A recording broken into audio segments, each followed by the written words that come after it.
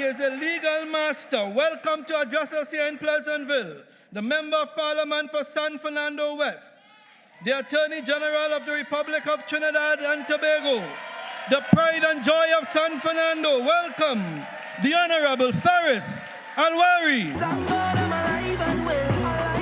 I'm alive and well. And there ain't no fake smile at my eyes can't tell. No, no, no, yo. But mine I don't know. Send you but tell them you will see me now. You see me now. You see me now. Envious people, I beg you please. When you see me, don't see me now. Thank you, ladies and gentlemen. Thank you, PNM family. I adopt all of the protocols, but must only say to our political leader, our Prime Minister of Trinidad and Tobago, welcome to this overflowing hall. Thank you to the people who are at the back and outside, on the big screens outside listening. Welcome Trinidad and Tobago, the listening and viewing public, to a discussion of issues, a provision of a report, and an identification of policy at work. So I'm going to dive directly to the task. Who are we in political life, ladies and gentlemen? Who are we when we offer ourselves for office? When we come to office, we come with a mission to perform what our country requires to be done. We met a marauding government called the People's Partnership. I have court closed by saving them. We met a marauding government in office, and we came to the people of Trinidad and Tobago and we said, listen, we wish to represent you to achieve a particular purpose. Let's do it American style. Two large issues face our country. The economy, which our distinguished political leader, the Prime Minister, will speak about in part, I'm sure, tonight. And crime, which involves safety, security, and confidence. Those are the two largest issues in our country. If you deal with either of those two, you create hope, confidence, and prosperity. Isn't that true? Right. You have heard government after government speak about, in the UNC's case, they call it a crime plan, and in the PNM's case, we call it an anti-crime plan. Hear the difference. We have no crime plan. We have an anti-crime plan. And I would like to point out to Trinidad and Tobago tonight, in the time I have allotted, what we have by way of policy and what we have done about it. Because let's face facts. This country is tired of old talk. People want to know what they could hold on to. Show me what you have done. Inspire me in terms of hope. Show me the direction. Paint the way. And then maybe you have a fighting chance. So let's deal with that tonight. I pulled off of the Parliament record so far, under my name alone, 73 pieces of legislation. Forget the number of motions, I'll deal with just laws. And I'd like to paint for Trinidad and Tobago what we have done, why we have done it, and where we headed to.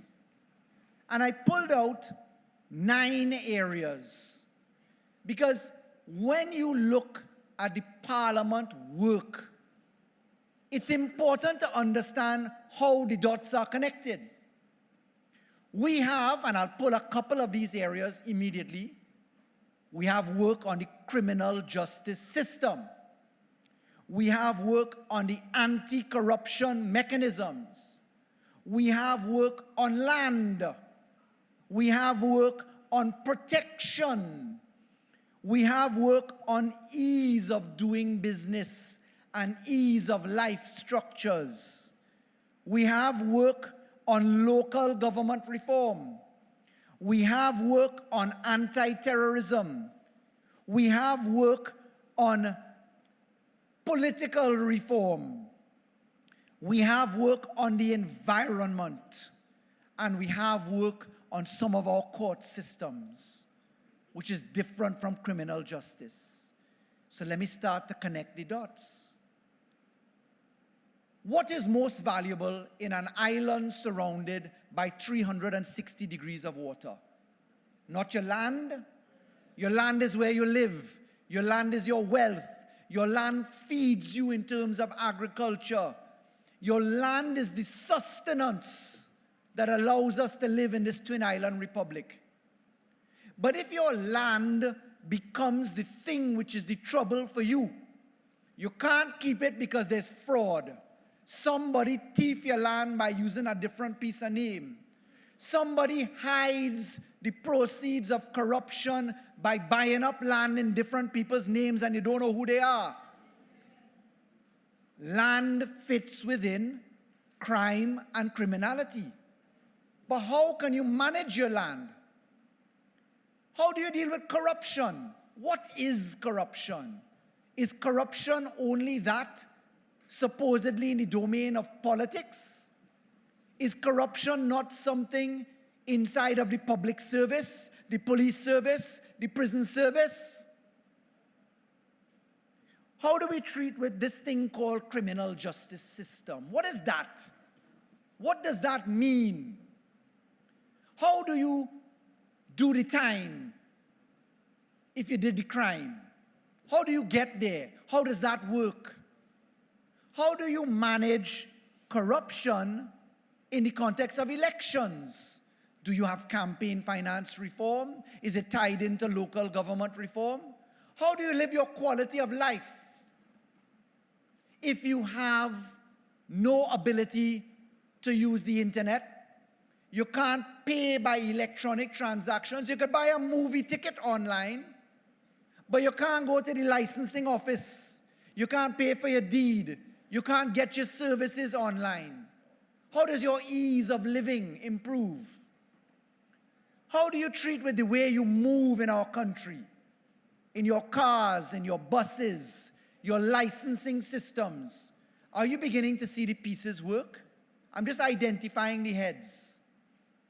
So let me tell you in the legislation and in the operation where we are and how it affects you and what the policy of your government is. Because ladies and gentlemen, when it comes down to choosing a political choice, yellow or red, UNC or PNM, it's about what you stand for and how that's going to work for you. In a criminal justice environment, how do you manage to get to court if you've not addressed the number of judges you have, the rules of the court to make sure that the matter comes up on time, is managed in a particular way, you have a certainty of a particular date, you have a computerized environment? When you get to court before a judge, who is defending you? Who is prosecuting you? Where does the evidence come from?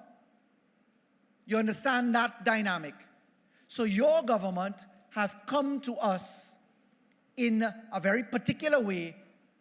The UNC said in their 5 years, do nothing on the criminal justice station. Why do I say that?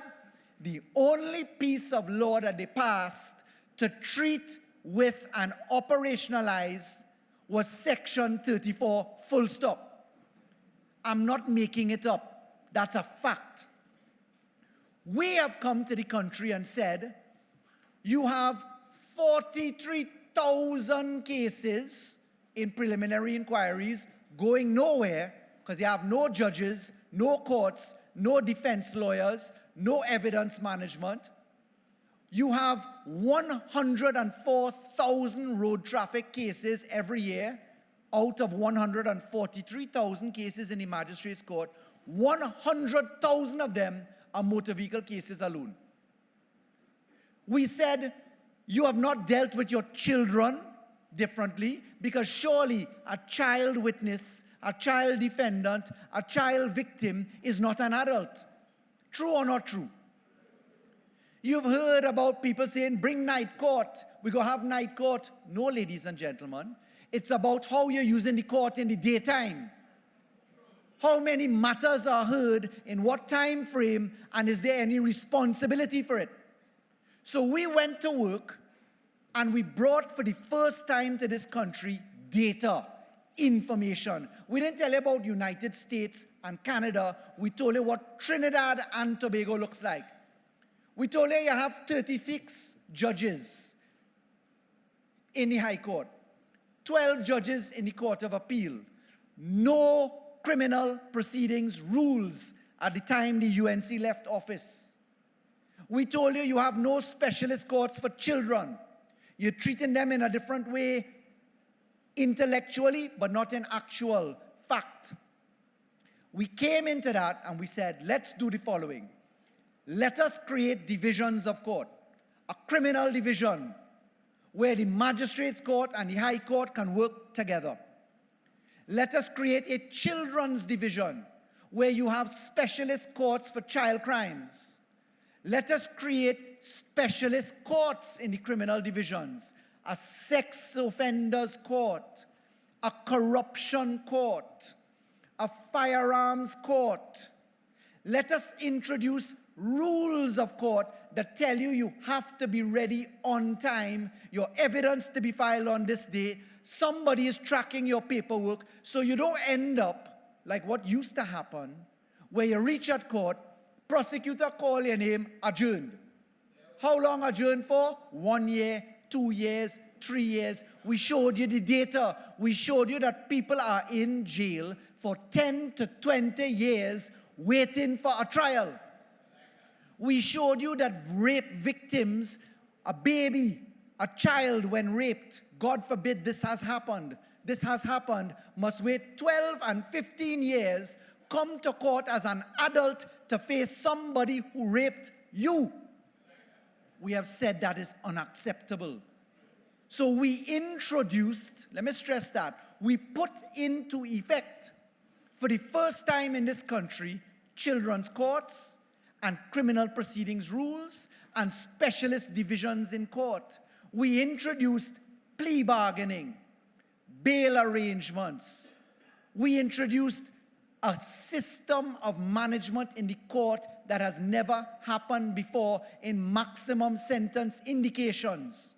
And very importantly, we introduced the abolition of preliminary inquiries. Why? You should not take 12 to 15 to 20 years to decide if you have a case to answer. Go and have the case answered right away.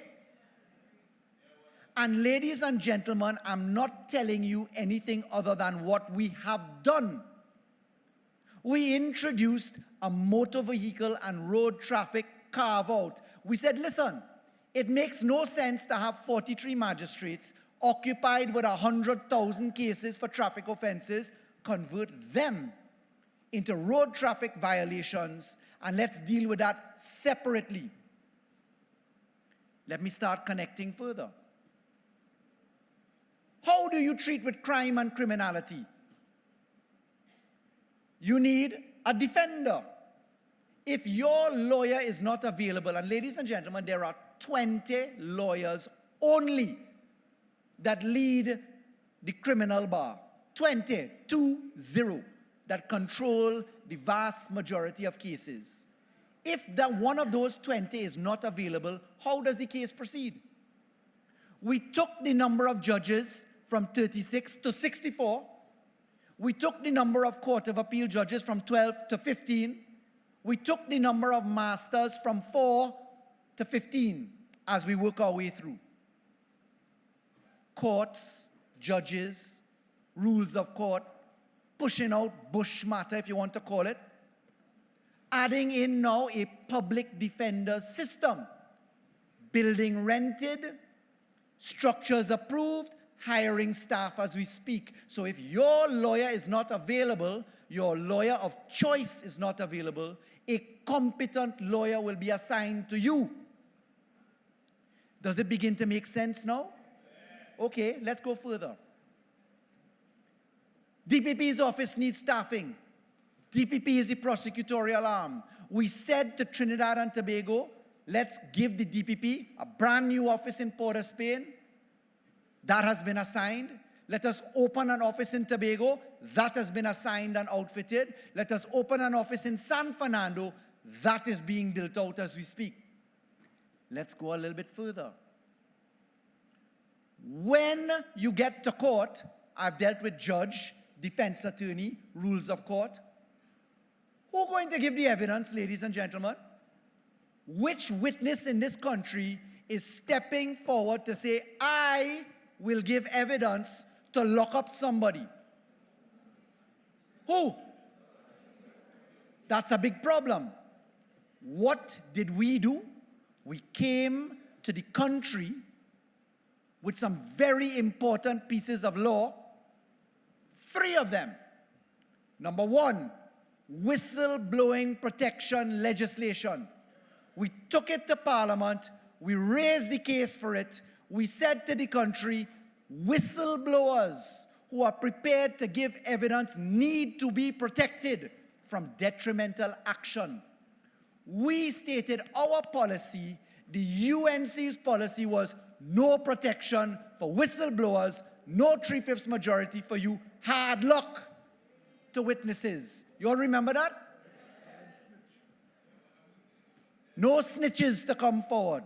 They said this is not for snitches. Secondly, we came to Parliament, and we are there now with something called the Evidence Bill. You know what the Evidence Bill does, ladies and gentlemen? 3 things. Number 1, it introduces anonymous witness evidence. Number 2, it introduces special procedures.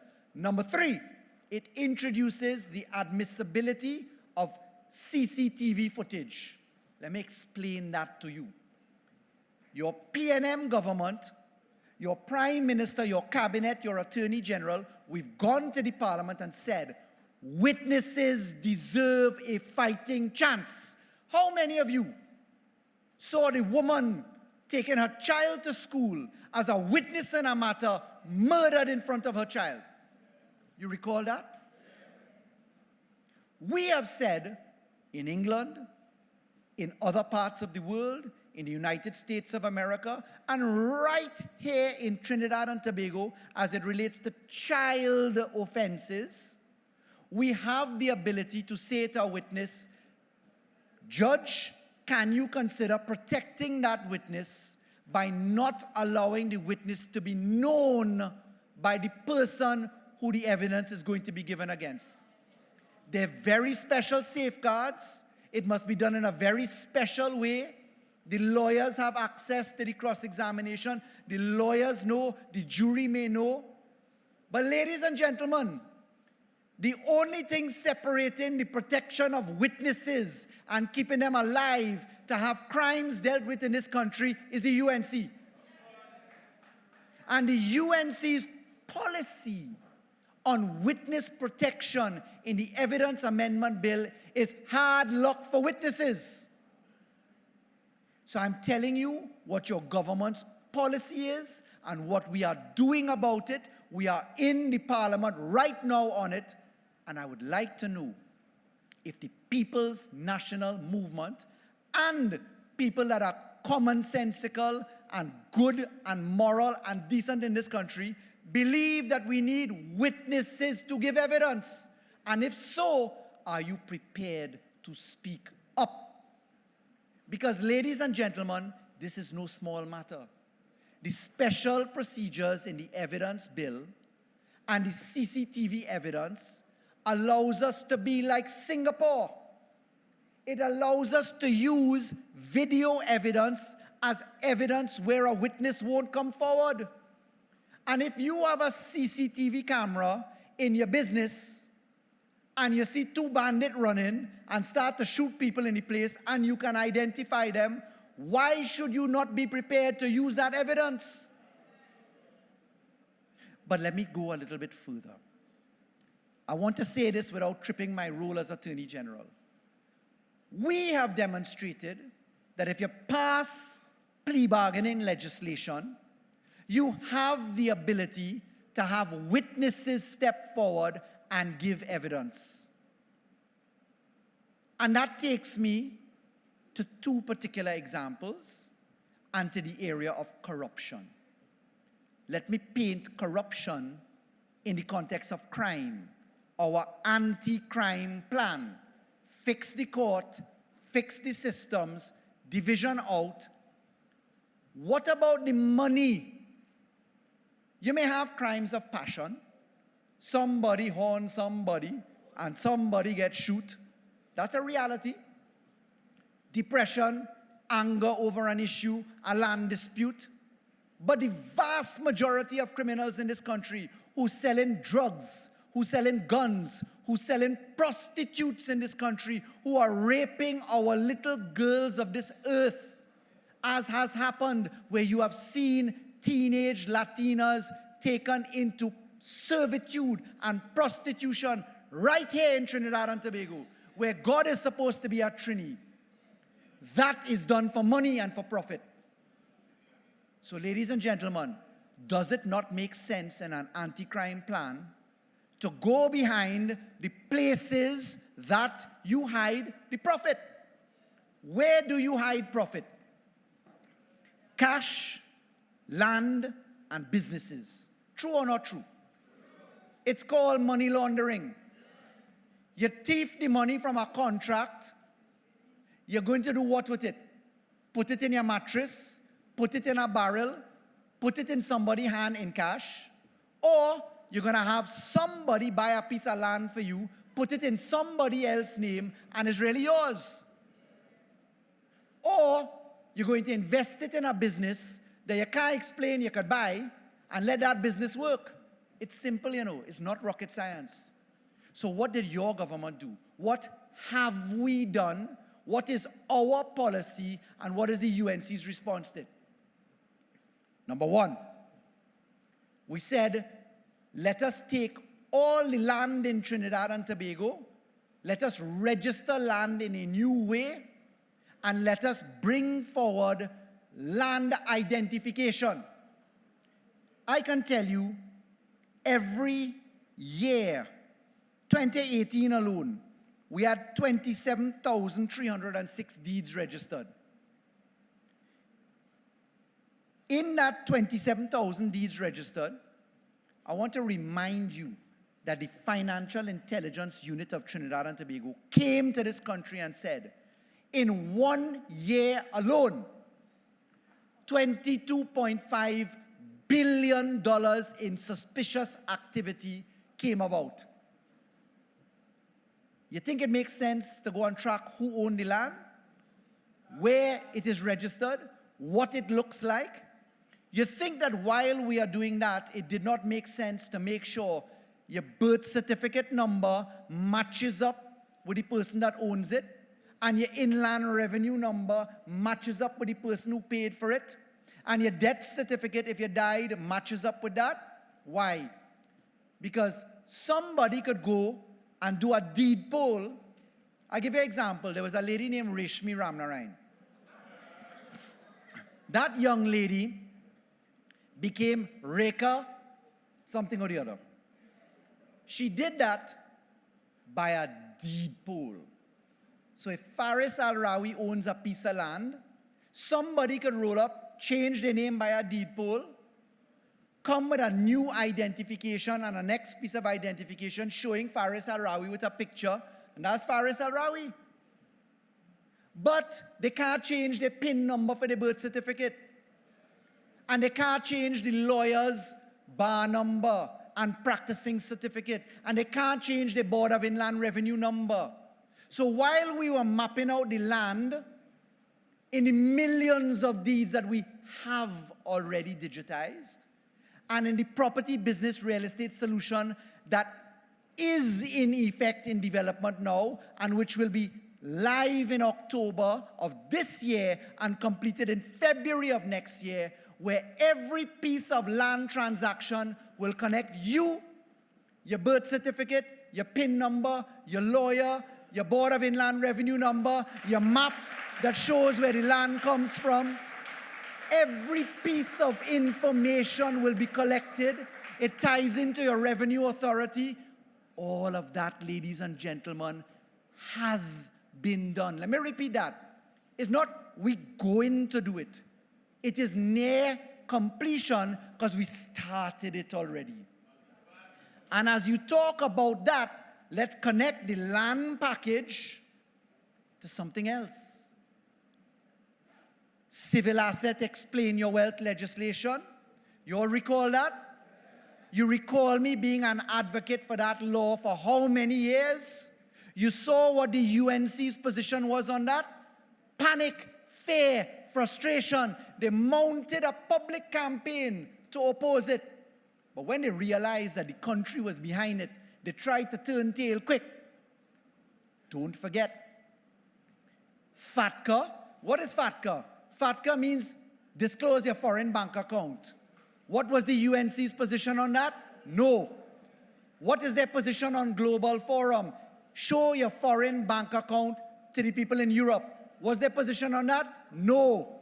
What is their position on the income tax amendment law to allow the police to go and check your money if you're guilty of a crime? What is the UNC's position on that? No. What is your government's position on that? Your government's position is not only yes, your government's position is come and check me too. Because the law applies to all of us. And when we say anti-corruption, explain your wealth, look at how you register land, look at how you add that on to the law which we passed, which is a company's amendment law to say, tell me who the real owner of the company shares are. Don't hide it in Faris Al Rawi name if it's really Dr. Keith Rowley. Say it is Keith Rowley. We passed that law too.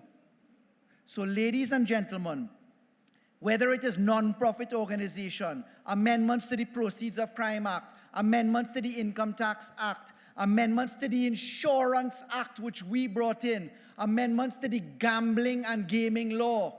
Let me take a pin and stick it on that one. We have gone to our Joint Select Committee. I won't say too much because the report has not come out yet. We support the gaming and gambling amendments. Why? You know that the chips in a casino are worth money? What happens if a man walks in with $1 million in cash, gives the cash to the banker, the chip manager in the casino, play 2 cards, say, well, okay, I am gone, hand the chip over to the next fella inside of there. The next fella picks up the chips and goes by the cashier. You know what that is called? Money laundering, ladies and gentlemen. You think that money in guns and drugs not passing that way? Tell me if you think so. You think that the criminals not smart enough to know that? Well, watch out to see what your government's position is on that versus what the UNC's position is on that. Because we have no cash to launder. But ladies and gentlemen, on crime and corruption, you will recall, crime as it relates to corruption is something that nobody in this country believed could have been dealt with. Isn't that true? Mr. Big always getting away. Big man always getting away. Nobody make a jail for corruption matter in this country. Isn't that what was said? Let me ask you something. Whilst the wheels of justice turn slowly, they're still turning.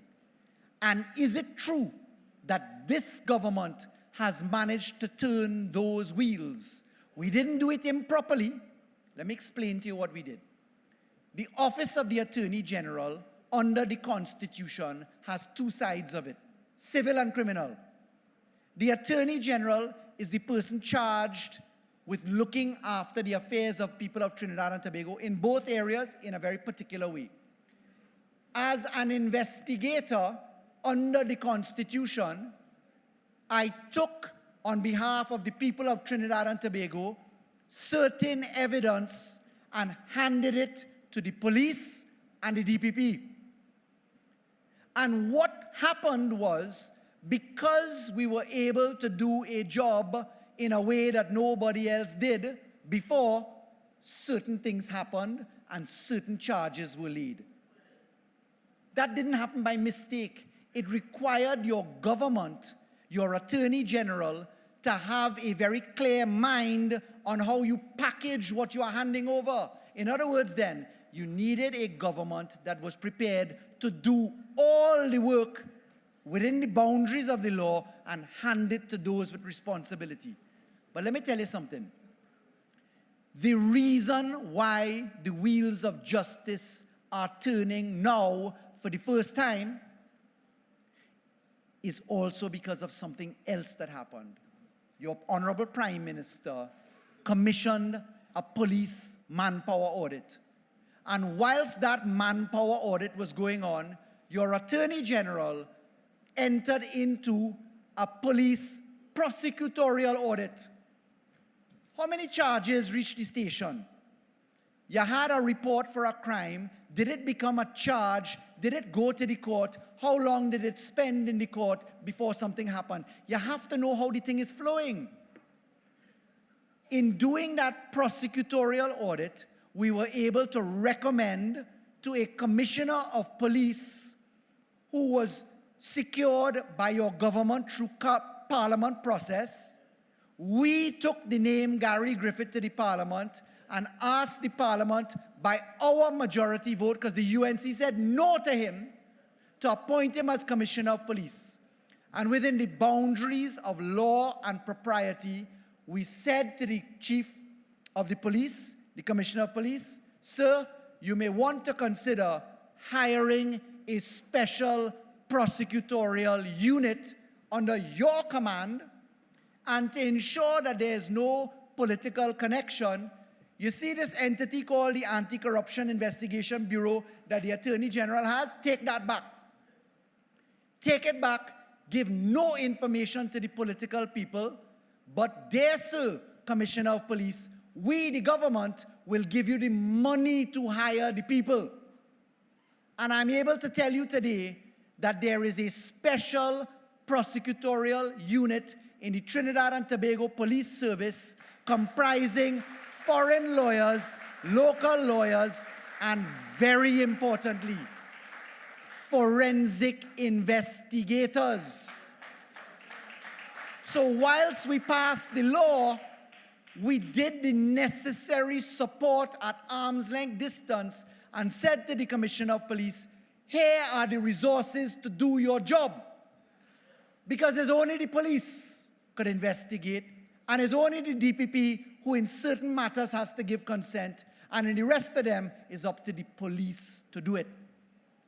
We did our part. We amended the law to allow for prosecutors to be police prosecutors, ladies and gentlemen. You're seeing the dots start to connect? You're understanding where we're coming from? Criminal justice, land, anti-corruption, protection of the evidence, the whistleblowers, the evidence protection bill, the CCTV cameras. Let's go another step. Trinidad and Tobago, how many cars we have on the road? Plenty. 10,000 cars per month gain license. Over 2 million cars on the road. Millions of driver's licenses. But what are you doing with the information? How are you connecting the dots? I am pleased to tell you that the motor vehicle and road traffic amendments that we did, spot speed, demerit system, and two important pieces to come, a version of spot speed, and where we did red light enforcement, and we have spot speed and RF tag IDs to do. Let me spend a minute on that. When last you see a crime committed with a man in an escaped donkey cart? When last you see a man jump on a horse and run away? Chances are you're going to have a car as a getaway car or a car committing crime. If there's a kidnap, there's a crime in a car. If there's a murder, somebody's fleeing the scene. If there's a rape, somebody was in a car. You don't think it made sense to take all the driver's license information, all the motor vehicle registration information, put it in one place, give the police access to it, give the judiciary access to it, give the court access to it, and then, ladies and gentlemen, change your number plates on your car so that when you're passing through a location, click, click, click, they know the car number and the owner that passed on the public roads. So we are able to see that the enforcement center at Caroni, at the licensing office, has already been built. The judiciary, the TT-post mechanisms, the licensing division, the traffic wardens, and the police are already on one database. The unit to conduct enforcement was specially screened, similar to how you would hire people in the SSA. Polygraph, lie detector is what that means, vetting, scrubbing, and those officers are in gear because in September, all things being equal, you will start to get your demerit points by 300 handheld units that will allow you, when you stop a car on the road, to automatically go into the judiciary database and know if there's a warrant for you. No longer will you be guessing. I am not telling you things that are in the future. I'm telling you what we have done. And I intend to ask the cabinet to approve a piece of law that we've just finished, which is the law to change out the license plates. And when that hits the parliament, God willing in October, it means your license plates get changed right after that. I'm going to wrap up. We tied up anti-terrorism, legislation, and operation. We did our international obligations. But very importantly, ladies and gentlemen, the last point that I'll add you on to, we have secured in the Registrar General, the Intellectual Property Office, and in the court, the ability to go live to make your payments online, in your bed, in your nightie, in your pajama, 2 o'clock in the morning. And that is to be added to the licensing division and every other government service so that you have an ease of doing business. Why? We want you to be able to register your deeds without having to come in, so we have the information to use it in law enforcement, to use it in protection, so that the money that we save and divert from corruption could build the San Fernando waterfront, could build the 231 houses that the Minister of Housing has announced already at Lady Hales, to move PTSC yard, to allow us to build the car parking, to kick off ground as we intend this month at Skinner Park, to create employment and opportunity for the people of San Fernando and the people of Trinidad and Tobago.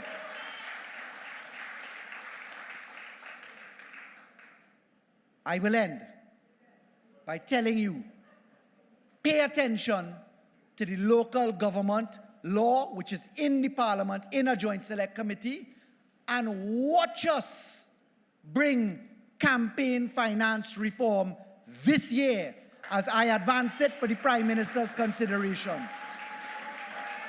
Ladies and gentlemen, I wish I had more time to explain to you how the dots are connected. I am on track, on time to end.